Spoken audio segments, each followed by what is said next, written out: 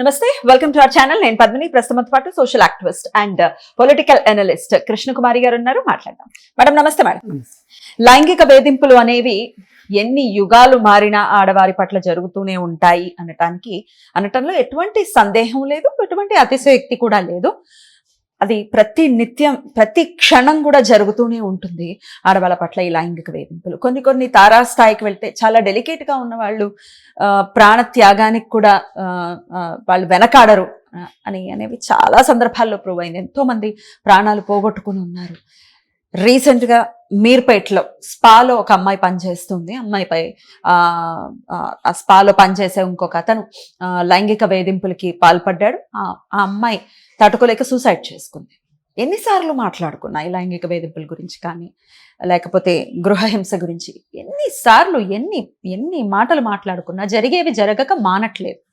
ఎట్లా ఇప్పుడు ఇలా జరిగింది అలా జరిగిందని కాకుండా మనల్ని మనం ఎలా స్ట్రాంగ్ చేసుకోవాలి అనే దాని గురించి కూడా ఇవాళ మీరు మాట్లాడాలి. ఎలా మనల్ని మనం ప్రిపేర్ చేసుకోవాలి. ఇది ఉంటుంది at any point of time, ఇది ఉంటుంది. చూపులతో కూడా వేధించే వాళ్ళు ఎంతో మంది ఉంటారు. ఒక ఆఫీస్లో పనిచేసేటప్పుడు చూపులతో, మాటలతో, చర్యలతో రకరకాలుగా ఎట్లా మనల్ని మనం స్ట్రాంగ్ చేసుకోవాలి? అసలు ఏంటి ఈ అంశం ఏంటి? ఇప్పుడు మీర్పేటలో ఒక స్పా ఉంది.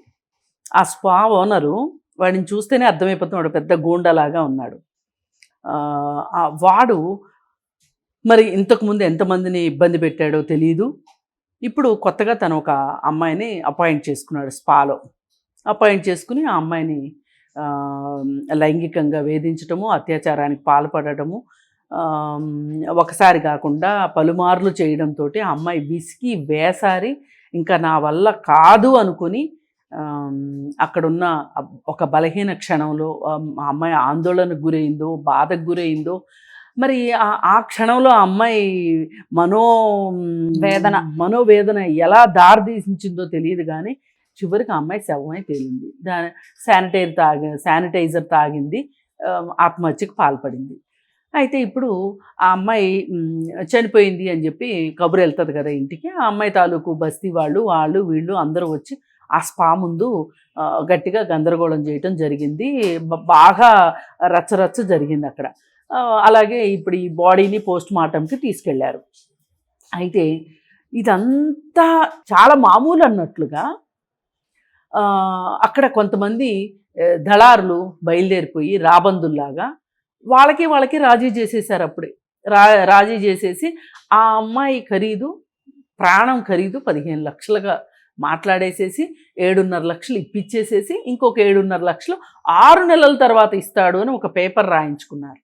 ఇది వినడానికి ఎవరికైనా అంటే వీళ్ళ కూతురికి వీళ్ళు ఇచ్చే విలువ ఇదేనా అని అనేవాళ్ళు అనొచ్చు. కానీ దాని వెనక ఉన్న వాళ్ళు ఎందుకు ఆ నిర్ణయానికి వచ్చారు అనేది కనుక మనం ఆలోచించాలి. ఇది ఇంకొక అత్యాచారం కింద లెక్క. వాళ్ళు ఆ అమ్మాయిని శారీరకంగా అత్యాచారం చేస్తే వాళ్ళు తల్లిదండ్రులు ఇవ్వకుండా మానసికంగా అత్యాచారానికి గురి కాబడ్డారు. ఎందుకు అంటే ఇప్పుడు వీళ్ళు కేసు పెడతారు. కేసు పెట్టి పోలీసులు మేనేజ్ చేయగలరు. అప్పుడు ఒక స్పా పెట్టే అన్ని డబ్బులు ఉన్నాయి అతనికి అంటే, ఆ స్పాలో పనిచేయడానికి ఒక అమ్మాయి వచ్చింది అని అంటే ఆ అమ్మాయి ఏ పరిస్థితుల్లో ఆర్థిక ఇబ్బందుల్లో వస్తుంది, ఏ నేపథ్యంలో వస్తుంది అని గనక మనం చూసుకుంటే గనక వాళ్ళు కేసులు పెట్టగలిగి ఉంటారా? కోర్టుల్ని నమ్మించగలిగి ఉంటారా? కనీసం అసలు ఛార్జ్ షీట్ వేయించుకోవడానికే పోలీస్ స్టేషన్లో డబ్బులు ఖర్చు పెట్టాల్సిన పరిస్థితి. అసలు న్యాయం జరిగేటటువంటి పరిస్థితి అసలు సామాన్యులకు న్యాయం జరగదండి. ఎందుకు ఇంకా జబ్బలు దర్చుకుంటున్నాం? మనం స్వతంత్రం వచ్చేసింది, డెమోక్రటిక్ కంట్రీలో ఉన్నామని జబ్బలు దర్చుకోవడం వల్ల వచ్చేటటువంటి ఉపయోగం ఏంటి? అసలు వాళ్ళు కనీసం పోస్ట్ మార్టం రిపోర్ట్ తీసుకోవటానికి కూడా చేతులు తడపాల్సిన అధోగతి పరిస్థితుల్లో ఇవాళ సమాజం ఉంది. ఇవాళ అధికారులు ఇవాళ పంజగుట్ట పోలీస్ స్టేషన్లో ఉన్న అందరినీ ట్రాన్స్ఫర్ చేసి పారేశారు మొత్తాన్ని. ఎందుకంటే మాజీ ఎమ్మెల్యే షకీలు ఇంతకుముందు ఎమ్మెల్యేగా ఉన్న రోజుల్లో వాళ్ళ అబ్బాయి తప్పతాగి యాక్సిడెంట్ చేస్తే ఆ యాక్సిడెంట్లో రోడ్ నెంబర్ 45లోనే ఎక్కడో యాక్సిడెంట్ జరిగితే ఆ యాక్సిడెంట్ చేసినప్పుడు ఒక అమ్మాయి చనిపోయింది కూడా. కానీ వాళ్ళు చాలా తెలివిగా ఏం చేశారంటే ఇమ్మీడియట్గా వాళ్ళ నాన్నకి ఫోన్ చేయడము, వాళ్ళ నాన్న పంజగుట్ట పోలీస్ స్టేషన్లో వాళ్ళకో ఎవరికో ఫోన్లు చేయడము, డ్రైవర్ని మార్చేసేసి వేరే అతన్ని డ్రైవర్గా పెట్టి ఆ కేసు రన్ అవుతుంది. అయితే రన్ అవుతూ ఉంటే ఇది ఎవరికి అర్థం కాలేదు. వాళ్ళ అబ్బాయి అయితే మటుకు సేఫ్గా బయటకు వచ్చాడు. ఇదే అబ్బాయి మళ్ళీ మొన్న రాజ్భవన్ రోడ్లో గ్రాండ్ కాకతీయ హోటల్ ఎదురుగా సీఎం క్యాంప్ ఆఫీసు రోడ్లో డివైడర్ని గుద్ది బండి పల్టీలు కొట్టింది. ఒక స్కూటర్ మీద వెళ్ళే అబ్బాయికి బాగా గాయాలు తగిలి ఇప్పుడు ఆ అబ్బాయి ఎలా ఉన్నాడో తెలియదు. అయితే కొసమెరుపు ఏంటంటే ఇక్కడ కూడా అలాగే చెయ్యాలని చూసి షకీల్ తోటి మాట్లాడుకుని వాటాలు వేసేసుకుని ఈ అబ్బాయి స్థానంలో ఒక అతన్ని డ్రైవర్ని తీసుకొచ్చి పెట్టేసేసి కేసు నమోదు చేసేసి డబ్బులు కూడా తీసేసుకున్నారు. లంచం కూడా తీసేసుకుని ఆ లంచంలో పంచుకోవడంలో వాటాల్లో తేడా వచ్చి ఈ విషయం బయటకు వచ్చింది. ఈ విషయం బయటకు వచ్చేసరికి ఇదే షకీల్ కొడుకు ఆ రోజు ఈ కారు షకీల్ పేరు మీదే ఉంది. రోడ్ నెంబర్ 45లో జరిగిన యాక్సిడెంట్ కూడా షకీల్ పేరుతోనే ఉంది. అందుకని ఏం చేశారు వీళ్ళు, అందులో ఆ కేసులో మర్మం ఏమై ఉంటుంది అని ఇప్పుడు ఆయన అధికారంలో ఉండుంటే ఏమైనా మేనేజ్ చేసుకోగలిగేవాడేమో. ఆ సీసీ ఫుటేజ్ మొత్తం తీసి చూస్తే ఆ రోజు కూడా ఇట్లాగే ఆ అబ్బాయిని మార్చి డ్రైవర్ని ఎక్కించడం క్లియర్ కట్గా కనిపించేసరికి ఈ మొత్తం జరిగింది యంత్రాంగం మొత్తం దీనికి పంజగుట్ట పోలీస్ స్టేషన్లో ఉన్న సిఐలు, ఎస్ఐలు, కానిస్టేబుల్స్ మొత్తం కారణం. మొత్తం స్టేషన్ ఖాళీ అయిపోయింది. ఇప్పుడు కొత్త వాళ్ళు వస్తారనమాట. అంటే పోలీస్ స్టేషన్లో ఈ విధంగా జరుగుతుంటే ఏ తల్లిదండ్రులైనా సరే ఆ ఆర్థిక స్థాయి ఉన్న వాళ్ళు పోలీస్ స్టేషన్లకి రాగలరా? యూజ్ లేదు. అందుకే వాళ్ళకి ఏంటంటే ఈ మధ్యలో గ్రాబందులు ఉంటారు కదా, వీళ్ళని అసలు ఏమనాలో అర్థం కావట్లేదు. అంటే గద్దల్లాగా రాబందుల్లాగా ఎక్కడ ఏం జరుగుతుందో వచ్చి వాలిపోయి అక్కడ ప్రైవేట్ పంచాయతీ చేసేసేసి వీళ్ళు ఇంత తీసుకుని వాళ్ళకింత ఇచ్చి పంపించేస్తారనమాట. ఎవరో పెద్ద మనుషుల్లాగా వచ్చేస్తారు మధ్యలో. వాళ్ళు ఎవరైనా కావచ్చు, చోటా మోటా రాజకీయ నాయకులు కావచ్చు, లేదా రౌడీలు కావచ్చు, ఎవరన్నా కావచ్చు. ఇంత రక్తపుడు ఎట్లా తినబుద్ధి అవుతుందో వాళ్ళకి అర్థం కావట్లేదు. నాకైతే అర్థం కావట్లా, మీకు కూడా అర్థం కాదని అనుకుంటున్నా. ఇది రక్తం కూడండి. ఆ అమ్మాయి చనిపోయింది, అత్యాచారం కాబడి చనిపోయింది. ఎంత వేదన అనిపించి ఉంటుంది. మనం ఒక్క క్షణం ఒక కోడి తలకాయ కొయ్యాలంటేనే ఆలోచిస్తాము. అలాంటిది ఒక మనిషి తల కట్ చేసినా దిక్కు దివాణం లేదు ఈ సమాజంలో. రకరకాల వార్తలు రోజు వింటున్నాము. ఇలాంటి సిమిలర్దే ఆ మధ్య ఒకటి జరిగింది. ఓ పెద్ద వ్యాపారవేత్త, పేరు మోసిన వ్యాపారవేత్త, ఆయన జూబ్లీ హిల్స్ హౌసింగ్ సొసైటీకి సెక్రటరీగాను ప్రెసిడెంట్గాను ఎలగబెట్టిన ఆయన ఇంట్లో పనిచేసే పని అమ్మాయిని ఇలాగే వేధిస్తూ ఉంటే, మీ అబ్బాయి మీ నాన్న వేధిస్తున్నాడని కొడుకుకు చెప్తే కొడుకు కూడా వేధిస్తే ఆ అమ్మాయిని ఎందుకైనా మంచిది ఈ అమ్మాయిని పంపించేయాలని డిసైడ్ చేసేసుకుని మామూలుగా మర్యాదగా పంపకుండా అమ్మాయిని సిమ్ దొంగతనం చేసింది అని బంజారా హిల్స్ పోలీస్ స్టేషన్లో ఆ అమ్మాయి మీద కేసు పెట్టి వాళ్ళ అమ్మ మా అమ్మ తప్పు అయిపోయిందండి వచ్చి మమ్మల్ని వదిలేయండి అని చెప్పి క్షమాపణలు చెప్పుకొని కూతురుని తీసుకుని ఆ తల్లి వెళ్ళిపోయింది. ఇంటికి వెళ్ళిన తర్వాత ఆ అమ్మాయి చాలా బాధపడుతూ ఉంటే, టెన్షన్ పడుతూ ఉంటే, బాధగా దిగులుగా ఉంటే ఏం జరిగింది అంటే ఆ అమ్మాయి నన్ను ఇలా వేధించారు, నన్ను కొట్టేవాళ్ళు తండ్రి కొడుకులు నన్ను ఇలా లైంగికంగా వేధించారు అని చెప్తే ఆ తల్లి మళ్ళీ కూతుర్ని ఎంబడి పెట్టుకుని కేసు పెట్టింది. వచ్చి బంజారా హిల్స్ పోలీస్ స్టేషన్లో కేసు పెడితే ఆ బంజారా హిల్స్లో పోలీస్ స్టేషన్లో ఉన్న ఒక ఎస్ఐ పంచాయతీ చేసి 8 లక్షలకు మాట్లాడి డబ్బులు ఇప్పించాడు వాళ్ళకి. 8 lakhs. ఇప్పుడు ప్రాణం పోయింది కాబట్టి 15 లక్షలు, అక్కడ 8 లక్షలు. అయితే ఇక్కడ ఏం జరిగింది అంటే ఏదో గమ్మత్తుగా ఇట్లాగే బయటకు వస్తే ఏసీబీ రైడ్ జరిగింది బంజారా హిల్స్ పోలీస్ స్టేషన్లో. ఒక పోలీస్ స్టేషన్లో ఏసీబీ రైడ్ జరిగింది అంటే పోలీస్ వ్యవస్థ తలకాయ ఎక్కడ పెట్టుకోవాలి? అసలు తీసుకెళ్ళి ఏదైనా కదిలే రైలు కింద పెట్టుకోవద్దు. ఈ కేసు బయటకు వచ్చింది.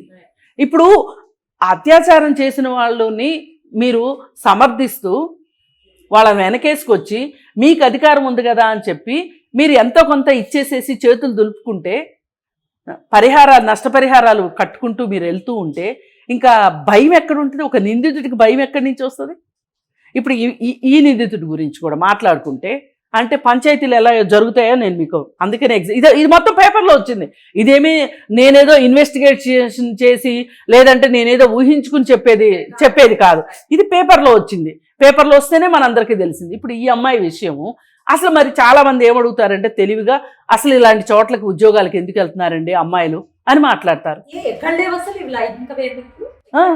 ఎక్కడ లేవు అసలు.